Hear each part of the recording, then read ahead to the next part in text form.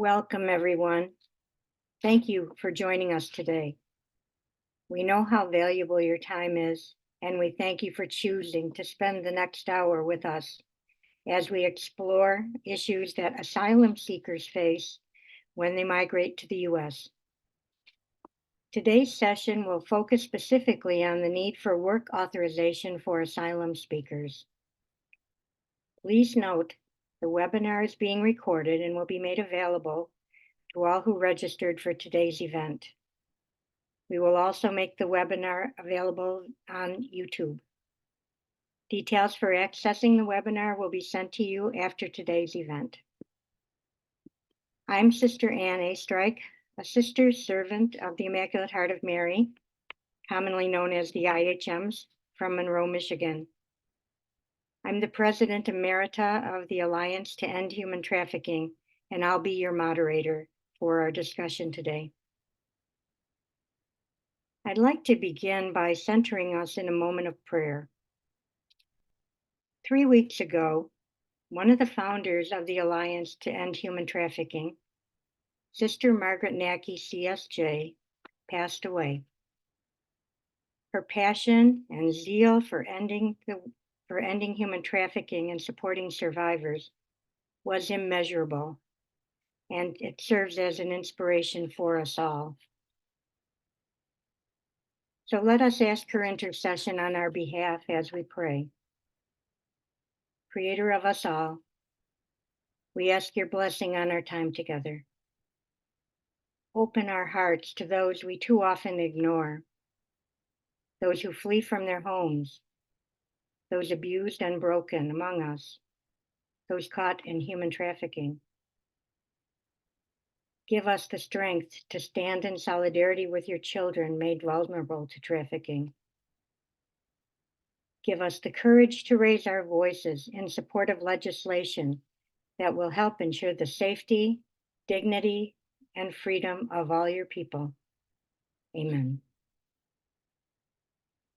A big thank you to our sponsors, two faith-filled organizations with long histories of working to end human trafficking. The Alliance to End Human Trafficking, formerly known as U.S. Catholic Sisters Against Human Trafficking, and the National Advocacy Center of the Sisters of the Good Shepherd, the NAC. Thank you both for making these efforts possible. As you know, women religious and our allies have been longtime leaders in efforts to put an end to the exploitation of others. We work in our ministries to protect the vulnerable, and during our time today, we will focus on the specific vulnerabilities faced by asylum seekers who migrate to the U.S., but can and have become victims of human trafficking. It's important to understand that an asylum seeker needs to apply for asylum, but also then needs to apply for a work permit. Their ability to work is not automatic, and there are often delays not only with the asylum process, but there are often delays with the work authorization timeframes. So essentially, this creates a vulnerability and can lead them to become victims of human trafficking. So our objective today is to hear from a survivor, and we will focus on what the current process involves, how legislation hopes to improve our policies, and we will also hear from a sister who has been walking with migrants as they seek asylum here in the U.S. So let us get started, and I'll briefly introduce our three panelists who will guide our exploration today. Each is very well acquainted with this reality. It's their experience and their observations that will inform our conversation and our work going forward. Christian Eduardo is an advocate, a speaker, and educator for anti-trafficking initiatives, immigrant and LGBTQIA+ rights. He is a survivor of international and domestic sex and labor trafficking, a Mexican immigrant, HIV positive, and a member of the LGBTQIA+ community. He's someone who can speak openly about the mental health challenges he has faced that frequently result from trauma. Christian is also a student who is science and engineering oriented.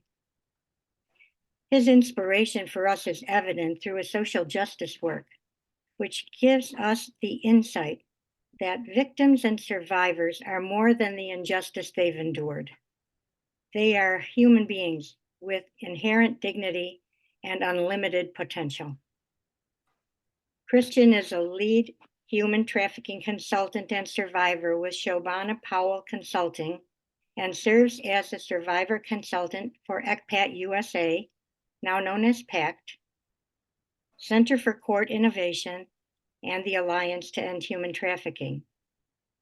And he is co-founder of United Immigrants of New York, a coalition of immigrant advocates providing accessible education and resources to Spanish-speaking immigrants in New York. Welcome, Christian. Thank you so much. We're glad to have you.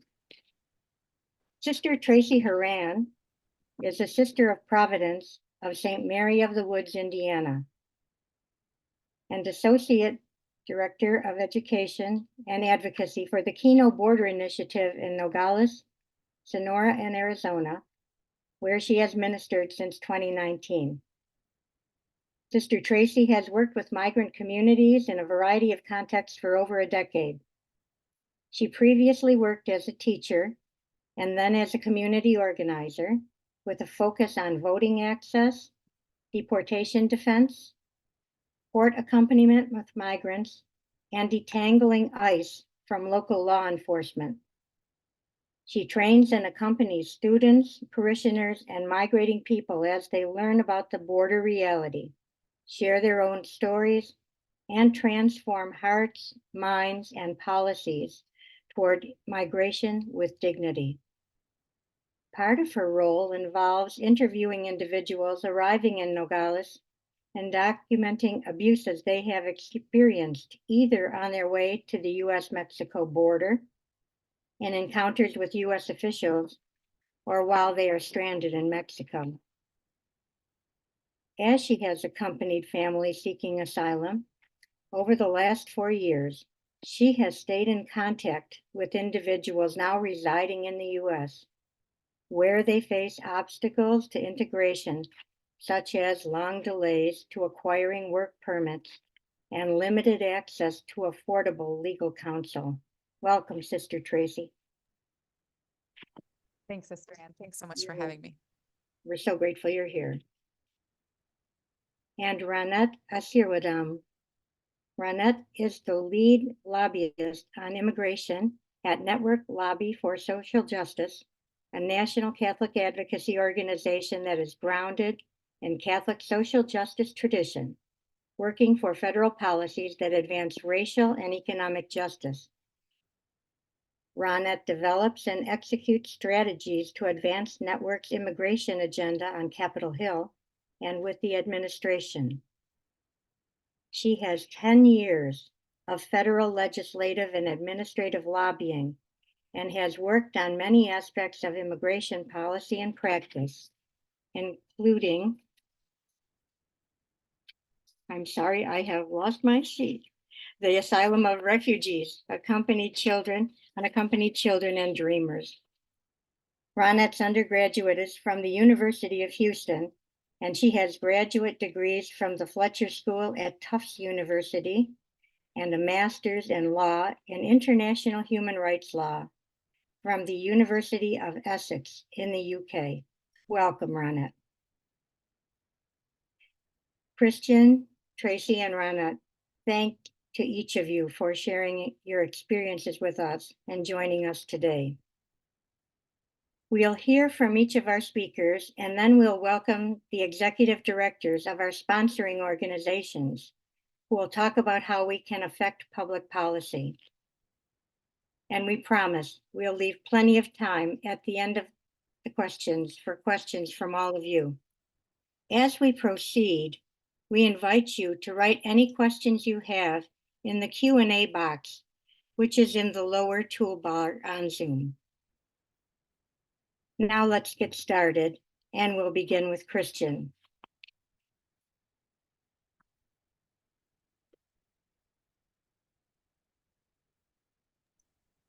Hi, everyone.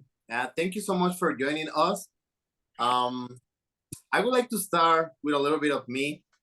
Um, when I found myself here without immigration status, without family, friends, without a direction, what were the next steps? I really like to share this experience because this is what immigrants looking for immigration reliefs most of the time experience. I was living in a shelter and it was my first night.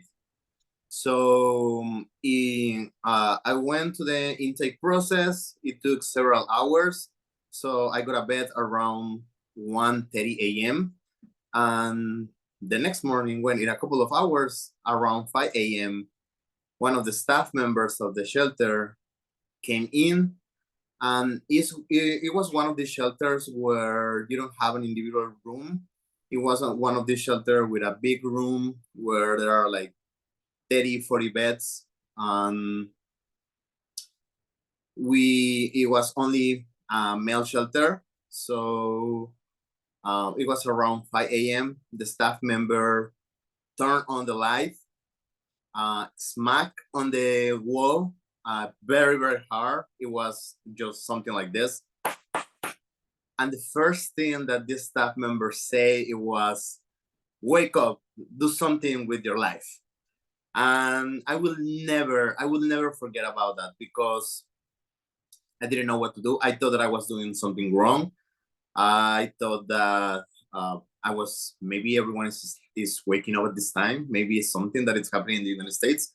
Maybe, and I was very tired from the intake process. I was like, maybe it's because it's, and I remember that it was a Monday. Maybe it's because Monday, maybe they serve breakfast like at 5 a.m. But no, it was just because we were homeless. And I remember that during that time, I was very afraid of asking for support. I wasn't fluent in English. And these are some of the specific barriers that asylum seekers are facing every single day, even while we are having this conversation. A lot of times when we talk about asylum seekers and immigrants, we think that once they arrive to the United States, everything is solved. That once they are here, once they are at one of our borders, at one of the points of entry, that we receive a welcome package, that we receive instructions, a manual about what is going to happen, what are going to be the next steps, but that's far away from the reality. The reality is that most of the times when an immigrant, an asylum seeker, a refugee arrive to a point of entry, and just to connect a little bit about what we have had in the past conversations about breaking the link between human trafficking and forced migration, we need to remember that we are coming because we are escaping from poverty, climate change, we're escaping from gender-based violence. A lot of times we're escaping even from human trafficking in our country of origin. A lot of times immigrants and asylum seekers, we experience human trafficking during our path. So asylum seekers and immigrants can be trafficked more than once during their path before arriving to the United States. So even arriving at a port of entry, there's still a process. It is going to this point of entry, going to the Border Patrol process facility. After that, you get an interview. You go after to a nice detention facility. A lot of times you get released waiting for your immigration court. And if you are a child, you go to a migration children shelter. There is countless stories about how these facilities are overcrowded, are unsanitary. Children have died in federal custody. Individuals living with HIV have faced isolation from other peers because there's this fear that they can pass it on to other inmates, other people that are in the same facility. But even after all this process, even if you are released from the ICE detention center, there's no more instruction. There's no federal rule. There's no federal mandate that say that you must receive legal support just because you're applying as an asylum seeker. So the first thing that you need to do is find legal representation. Not because you went to all this process, not because you have a case, not because you can prove that you are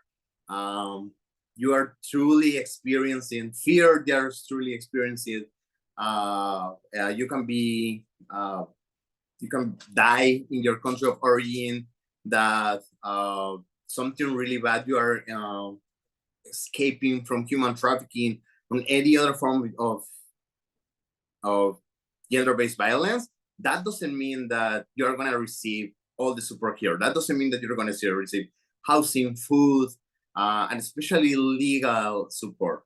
So the first thing that immigrants will need to do is find a lawyer who is going to represent us, because it's extremely dangerous if we file our applications ourselves, because we can make mistakes, and that can put us in the proceeding of deportation.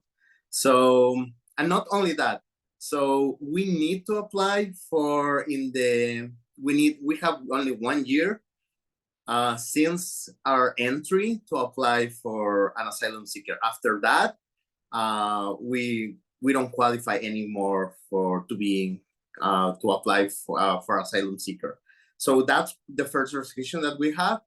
And of course, this opened the door for exploiters and traffickers, because once we're looking for legal relief, we're looking for legal support, we don't have money, we don't have employment, there's no housing for us. A lot of states right now, they are limiting the amount of dates that asylum seekers, refugees, and immigrants can stay.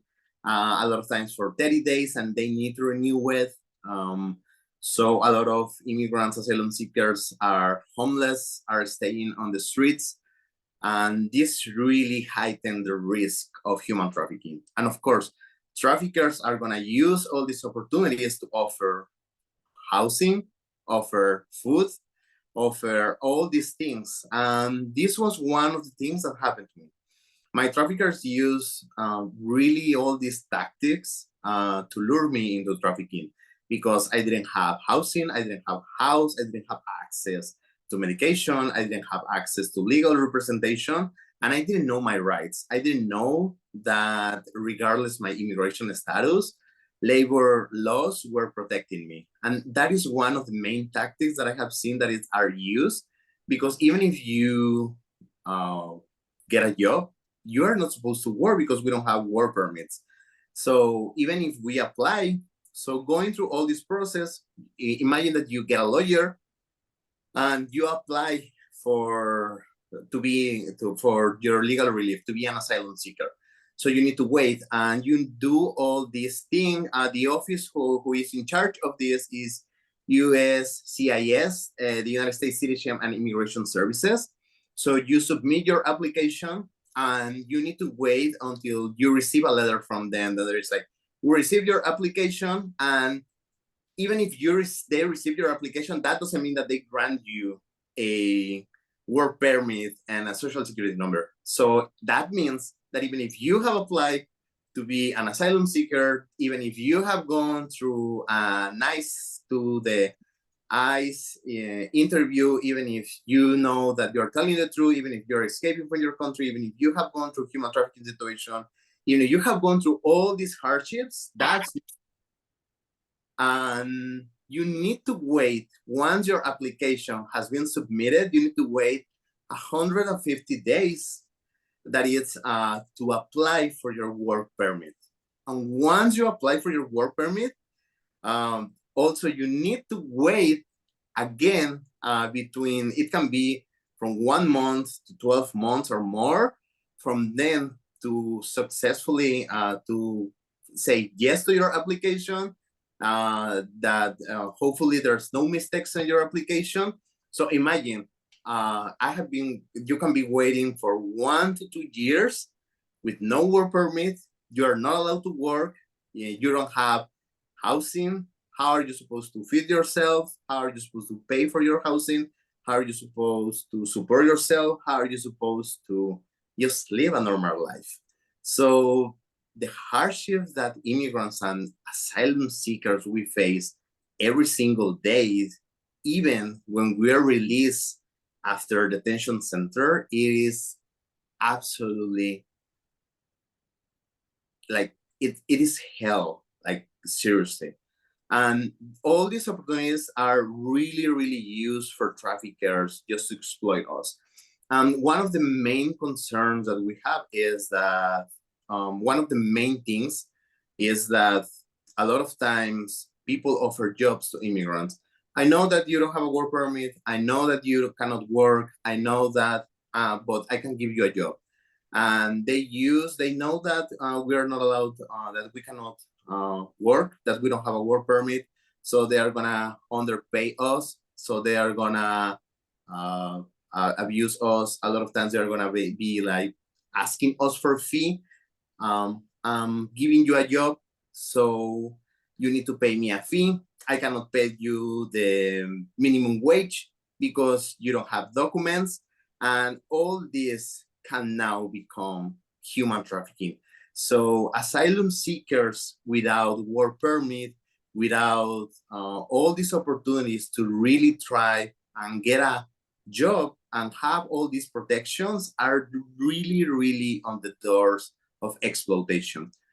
So Education strong legislation, Christian, so strong legislation would be a really good help for people in that Yes, situation. yes, absolutely. I think that education and awareness are very important, and that's why we not only need that, but we really need a strong legislation that allows to expedite work permit for asylum seekers and refugees to protect them from all these forms of exploitation.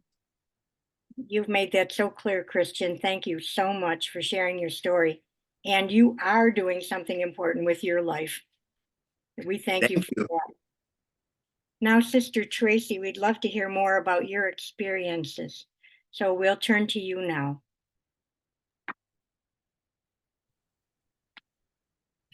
Hey, I'm just waiting for permission to turn on my video.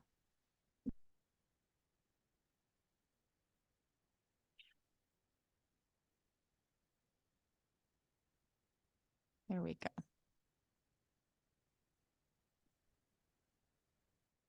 All right, thanks so much, Sister Anne. So just briefly, you had a lovely introduction for me, so I won't spend much time on my experience, but for those of you not familiar with the Kino Border Initiative, our vision is migration with dignity. And we do that in part through our presence, our direct humanitarian assistance here at the border in Nogales, Sonora, Mexico, where we have our migrant center and holistic accompaniment of folks who are arriving here, attempting to seek asylum, or who have just been deported or returned to Mexico in a number of different situations. And then we also focus on education and advocacy, both in the US and in Mexico. And so, our focus historically has been on accompanying folks who are arriving here in Nogales, and that still is the bulk of our work. But over the last year or so, as we've stayed in touch with folks who have crossed into the US, we've started to build out under the leadership of our Associate Director of Psychosocial Accompaniment a program to be able to understand where are people headed after they're here in Nogales, what are the needs, what are the supports that people require once they're in the US. And so through building out that program and staying in touch with individuals, we've started to learn more about what that transition is like for individuals after they've come through Nogales and in many cases are seeking asylum. So I just want to share a couple quick stories with you that really echo a lot of what Christian was saying. And first, I'll share about a woman. I'll use the name Alejandra to protect her identity. Alejandra is originally from Guerrero in southern Mexico, and a lot of the folks that we receive at Kino are coming from Guerrero. So she fled violence herself with her 10-year-old son after someone was pursuing them and made it really clear that she wasn't safe living in the town where she was at the time. So Alejandra arrived in Nogales in 2020, and then she was really waylaid for a long time during the pandemic when asylum processes were completely closed. So she spent about a year and a half actually waiting in Nogales, and then was finally able to cross into the US. And she now lives in Washington State. When Alejandra first arrived to the US, she was received by a distant cousin. Now, this was someone who was an acquaintance, but they really didn't know each other well. And after she arrived, we stayed in touch and celebrated the fact she had waited so long and was finally able to be in a country where she felt safe. But she started mentioning to me that it was clear that her cousin felt that she owed them something. And so, as pretty much as soon as she arrived, she was told she was expected to take care of her cousin's children, as well as other children that were put in her care, that the family was being paid to care for.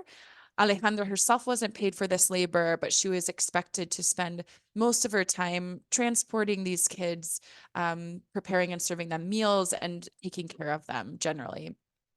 And so, as she herself was trying to get settled, she was looking a little bit for work, but she was really discouraged by the family because they said it would interfere with her childcare responsibilities, the responsibility that they said she owed to them.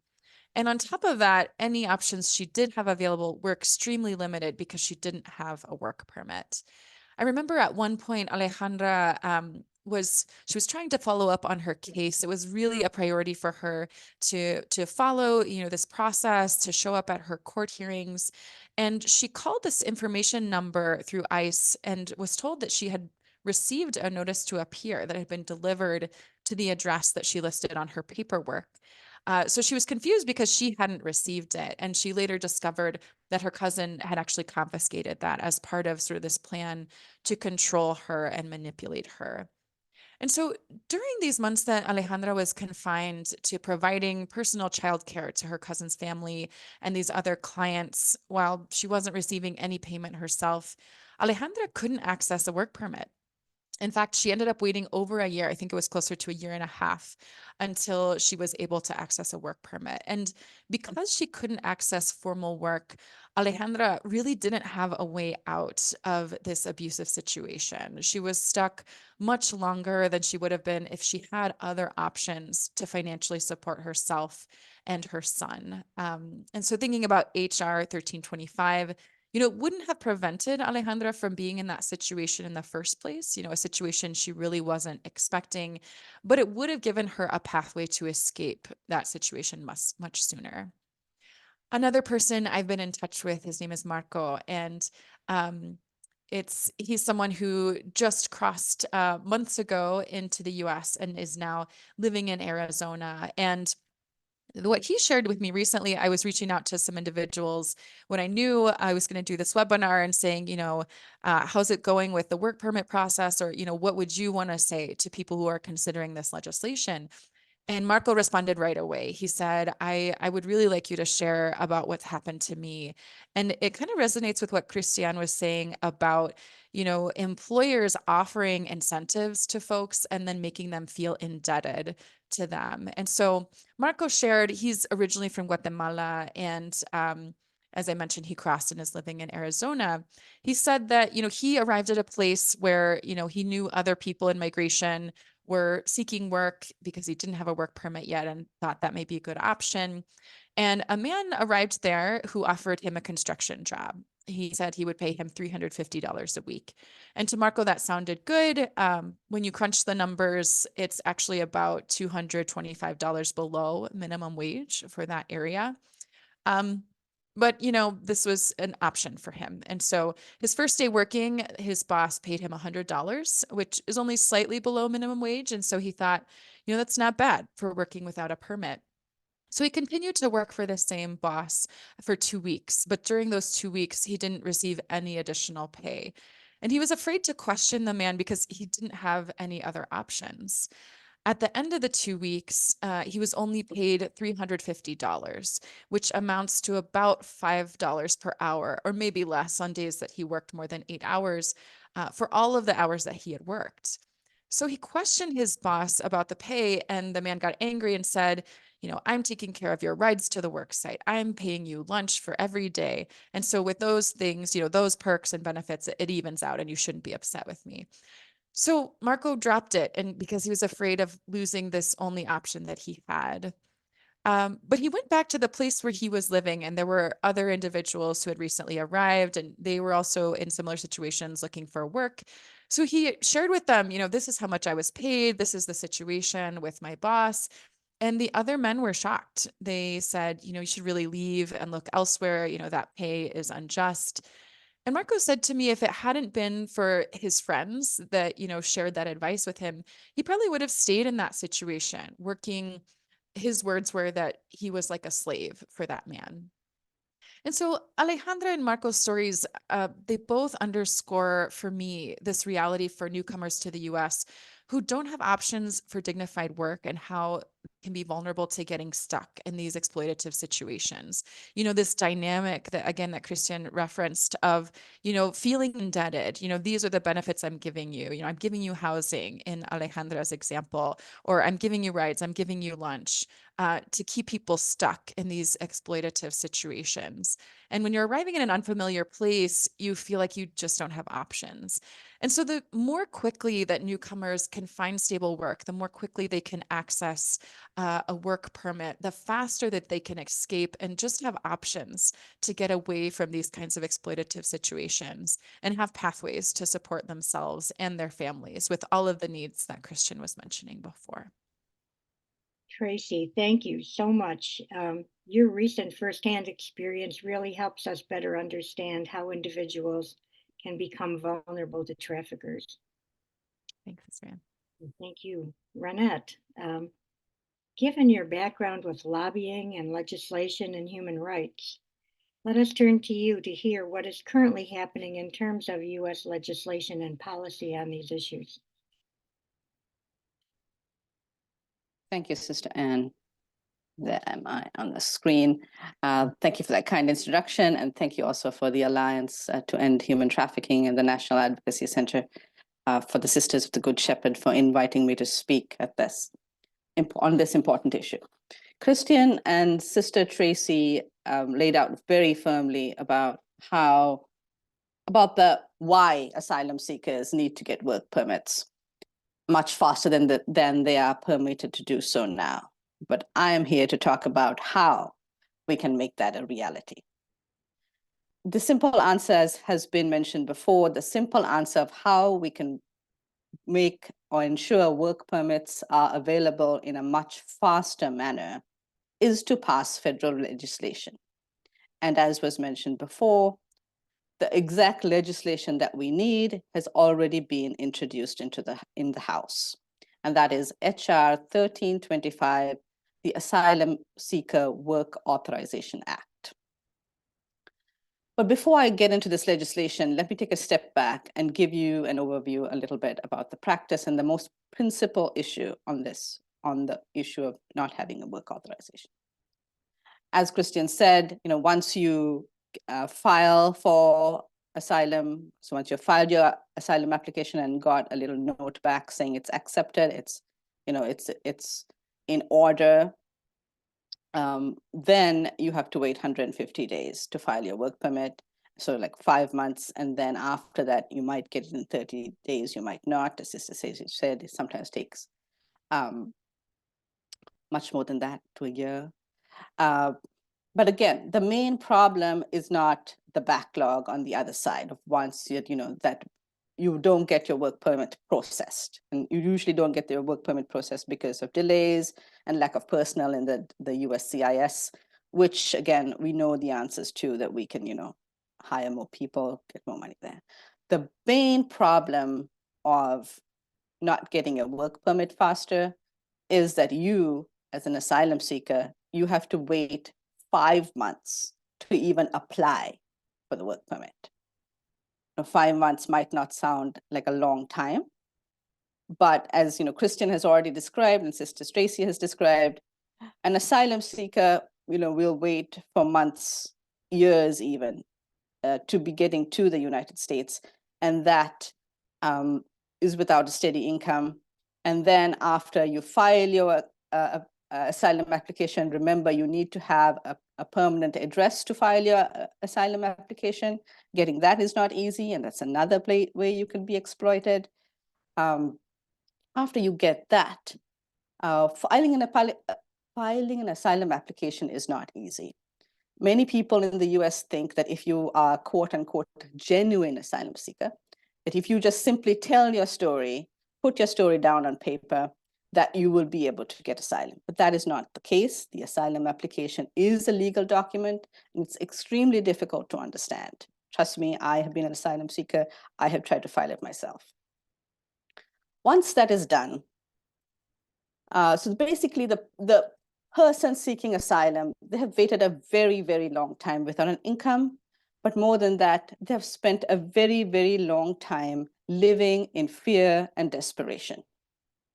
It is always fear and desperation that leads to exploitation.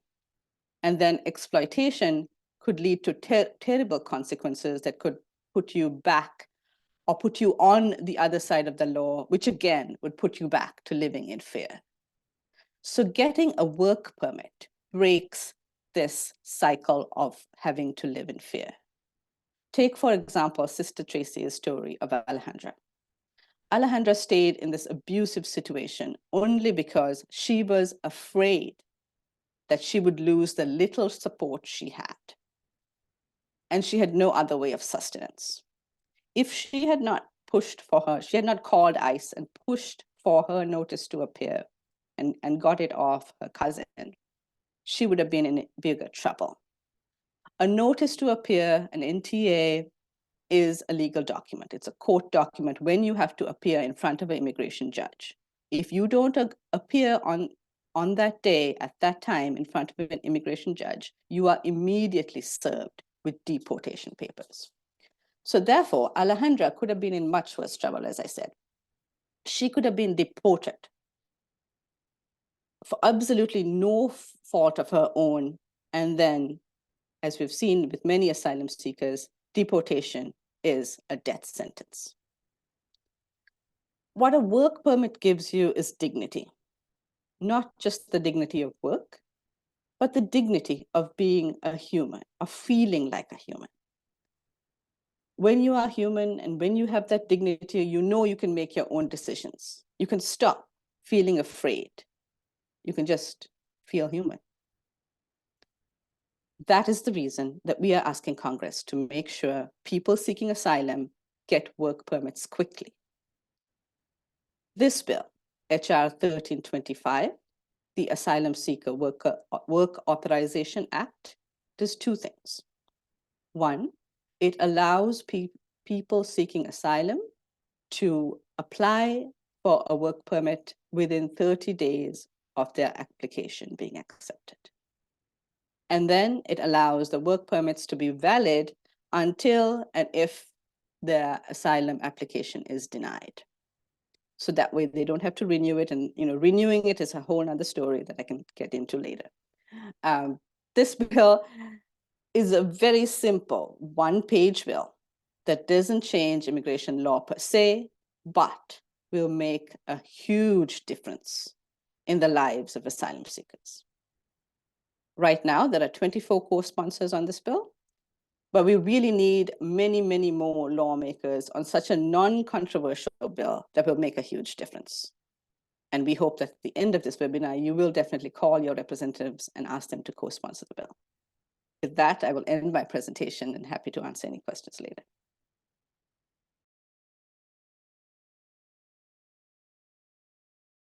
Thank you so much, Ronette, for helping us better understand the political and legal landscape.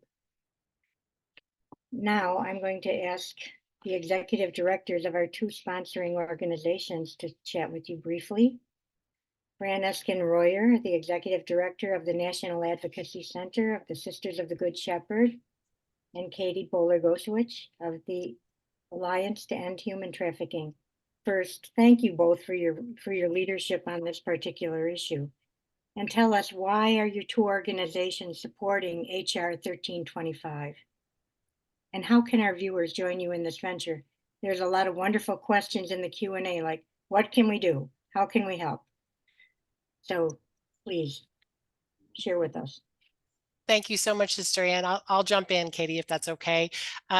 Again, our sincere thanks to Christian, Sister Tracy, and Renette for being a part of this webinar, and also for the important work that each of you does for immigrants who we know are particularly vulnerable to being trafficked. Thanks too to Sister Ann for guiding the discussion and for her unwavering commitment to ending human trafficking. As Sister Ann said, I'm Fran Eskin-Royer, Executive Director of the National Advocacy Center of the Sisters of the Good Shepherd. At NAC, we lift up the advocacy priorities of both the sisters in the United States and the Good Shepherd social service agencies across the country. In particular, we seek to support those the agencies serve, people living on the margins. So because NAC acts on a broad range of issues, because we are supporting these people on the margins. But our main focus areas are poverty, immigration, and human trafficking. We also consider their root causes, among them violence, racism, and environmental degradation. For those who might not know much about the Sisters of the Good Shepherd, I'll just share a short bit.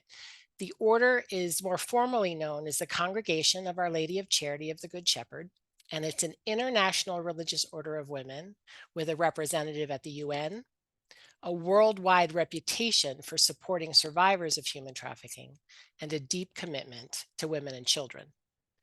So as we've learned today, H.R. 1325, the Asylum Seeker Work Authorization Act, is essentially about giving those fleeing violence and persecution faster access to legal work in the US, while their asylum cases are in the pipeline.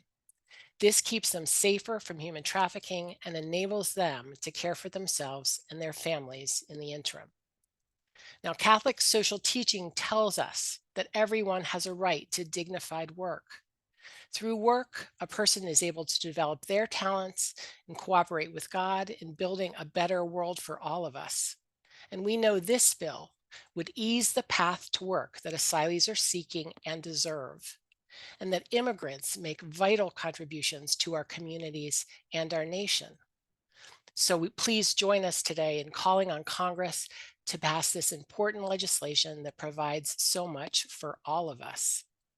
I'll stop here. I'll invite Katie to share about the Alliance, its commitment to this work, and how together we can take action to build support for this bill and break the link between human trafficking and forced migration. Thank you, Fran. Thank you to Sister Ann, Sister Tracy, Christian, and Renat for all sharing your time and your talents with us and your experiences. They're very rich. While I was listening to Renat speak, what struck me was when she said, what a work permit gives you is dignity.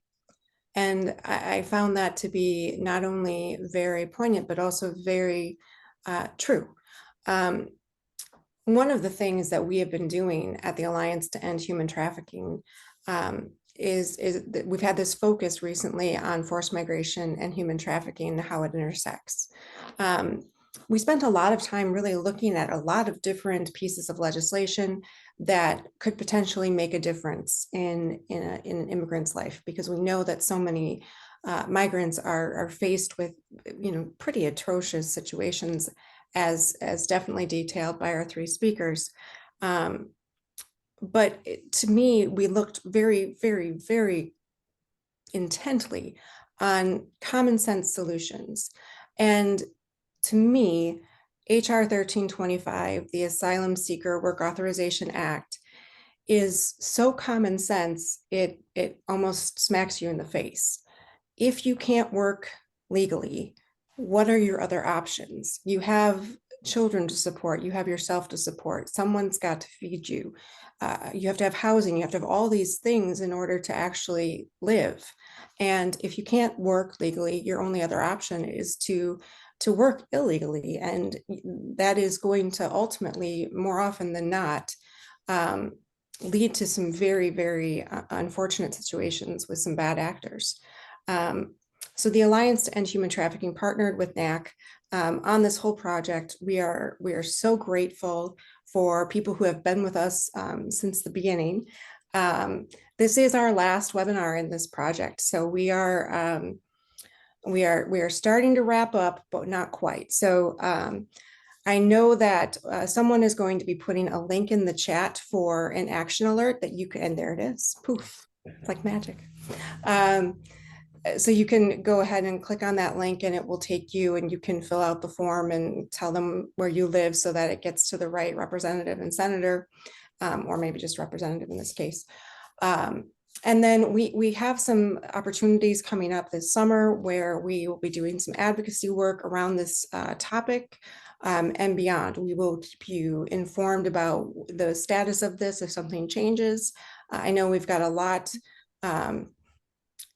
coming up around this topic. We, plan to continue to keep everybody informed, and we're so grateful to everyone who has participated in this. We're grateful to the staff at both NAC and the Alliance to End Human Trafficking, our various board members and members and people who have just been such great support in all of this. So thank you.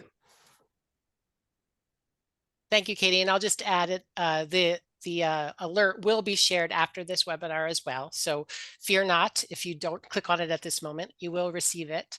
And you can personalize it. You can, if there's something you heard today that was compelling, please personalize it and communicate with your House of Representative. So thank you so much.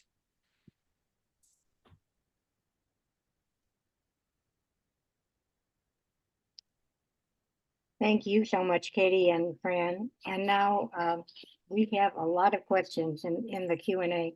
So let's get to some of those right away. So one of our three panelists, here's a couple questions.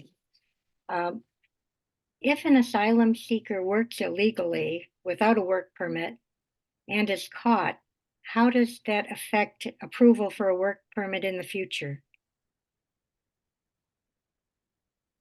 Which one of you would like to take that? Ronette? Sure, I can take that.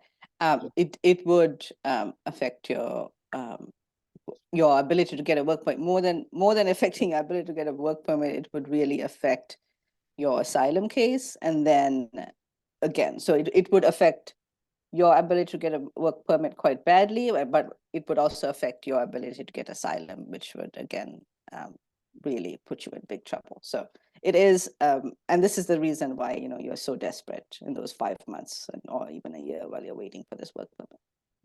Ronette, if you could stay with us for a minute, I think all of the speakers have impressed our listeners. And the question here is, well, what exactly is the barrier to passage of this bill? It seems like a common sense solution. What's hanging this up?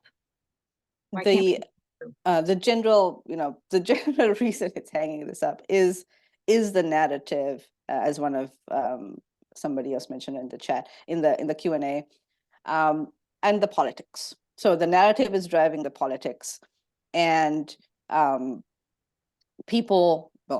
people are not afraid to touch this, right? So that is, and they're afraid to touch it because any kind of quote unquote support for immigrants is a no-no. It'll Congress people think that it'll make you lose your job, but this is not true. We have seen it across the board. Both anybody, especially governors, city mayors, anyone who actually works with immigrants on an everyday level, they see this as a win-win. Getting work permits, so you have all these people who can support the entire community actually by working, and then also the tax base goes up and everything like that. So the main reason, in my political opinion, is because just immigration itself has become a political football in Congress. Otherwise, this bill is very popular. Thank you. Yeah. I just would like to add that I think that when we talk about immigration, we like to see it as separate from human trafficking. And I think that we forget that farmer workers are immigrants. Like I'm always, especially, like, I'm always asking people like, where do you think all the food is coming from? Like very likely labor trafficking and an intersection with sex trafficking. So I think that it's also this lack of awareness about the intersection of human trafficking and immigration. And also this idea that I think that also news outlet has a huge impact. When one immigrant commit a crime, when one immigrant commit something, it's really hyper highlighted. One of the big things, even a congressperson told to me, like, oh, immigrants are coming here to traffic other immigrants. And there's a study about data that shows that the reality is that on 2022, data shows that actually 97% of traffickers who went to court and got charged were United States citizens and not immigrants. Mm-hmm. Yeah. Another question we have is, how is an asylum seeker notified of a court appearance if they're homeless or don't have a consistent address? They don't, and they miss their courts, and they don't know what's happening with their missing case, and probably they miss their courts, and they miss their opportunity to apply for asylum, and they miss their kind of the days, and they miss their opportunity. And of course, this open the opportunity for traffickers and exploiters, because it's like, oh, you didn't even go to court. Now ICE is looking for you. You are probably in deportation, and these are common tactics that are used, because like I have heard like people see traffickers, actually like explorers, telling people offering jobs, like saying like, oh, you missed your court, ICE is coming for you. So now the only way that you could work is under fear, under these premises, like paying to get a job and all these things. So that's what happened. Tracy? Yeah, and I just add to that, I think, you know, the reality is, so that the folks watching know, most people who are seeking asylum do show up to their court cases, their appearances. It's in their best interest to do so. And so that's why people are really interested in finding out that information. And for the folks that we see here in Nogales, everyone who crosses through the port of entry because they have an appointment with U.S. officials there, they have to give the information of the person receiving them once they arrive in the U.S. So in some cases, that's a family member. That's the most common that we see. In some cases, it might be an acquaintance or a friend. And so for the most part, there are obviously these challenges. And then, someone says they're going to a certain address and then they move, or they have their own apartment now. And so there's this process they have to do of a change of address, like a formal change of address process. And so, yeah, that brings up all of these challenges. But overwhelmingly, the folks that we interact with, it's really a priority for them to follow this process. And, even if that means, calling and waiting on hold on this hotline to get your information for an hour, people really persevere because that's definitely a priority for them. Great, thank you all. Another question, is the U.S. State Department monitoring the release and placement of unaccompanied minors, or are they falling through the system and going to possible traffickers? Unaccompanied minors. Is the State Department monitoring? So I can take that, and maybe others can add. The State Department is not the department that is responsible for unaccompanied minors. That's the Office of Refugee Resettlement. That is actually housed in the Health and Human Services Department. So they do their best, I believe, to monitor unaccompanied minors in their care. So that is after unaccompanied minors have come to the US and they have been identified and brought and put in ORR facilities. So that's part of the process. Tracy can say more. Just, yeah, one quick thing that I would add to that. I think, this whole idea of, what accompaniment are people receiving when they arrive? In many cases we find, and, this maybe isn't so much the case with unaccompanied minors, their process is separate, but for asylum seekers in general, we've really been moving toward systems of monitoring, ankle monitors are used, people having to show up monthly to ICE to report their, even, this app that's put on their phone that they can't go outside of a certain mile radius. And we would really advocate when we're looking at the strategies that we use and how we allocate resources for this. If what we want to avoid is people, being stuck in exploitative situations for a long time, what we really need is case management systems. We need personal individual accompaniment. And, there's a way in which, a phone call with ICE once a month is definitely not going to determine whether the person is in a safe situation. So I think as far as advocacy and what we would like to see moving forward is much more a person-centered approach. Because as I mentioned, we know most people are really trying to follow their process and are not at risk of fleeing or not showing up to their court hearings. And so it makes a lot more sense to respond with a case management system. Thanks. Christian, just a question for you. What would access to a work permit, what difference would that have made in your life? Oh my God, like, I think that people don't realize because I'm gonna say, like, most of the people attending, like, you were born like with that privilege, but you don't have an idea what a work permit gives you. Like, and it's not only that the work permit, usually the work permit comes with a social security number, because like just having the work permit, like usually when you apply for a job, they ask you for the social security number. So it's not that you have it, you need both to apply for a job, but it gives you a myriad of opportunities. Like it gives you like a decent job, like, to be honest, like it gives you like the right to fight for equitable like payment. Like it gives you like protections, like if you are facing discrimination, if you are not compensated on time, it gives you like the feeling of safety that finally I'm not doing something against the law, that finally I'm protected by the law. And to be honest, I feel that it gave me the opportunity to be like, I'm a human again, to be honest, especially here in the United States. I'm a human again, and I'm finally have a voice. Like, and that was one of the big things that it gave for me. Like, because without the work permit, it didn't matter like my skills. It didn't matter how many things I could do. Like, I could show it to people. Like, I'm an engineer. Like, I could do all these things. Before people were like, you don't have a work permit, so you cannot showcase all these things. Like, it doesn't matter for us. Like, you are nobody. You don't. It doesn't matter your identity, who you are. Like, so the work permit came and it opened really that door, like to bring back my humanity and like bring back that light. And I was like, okay, finally I can be myself again.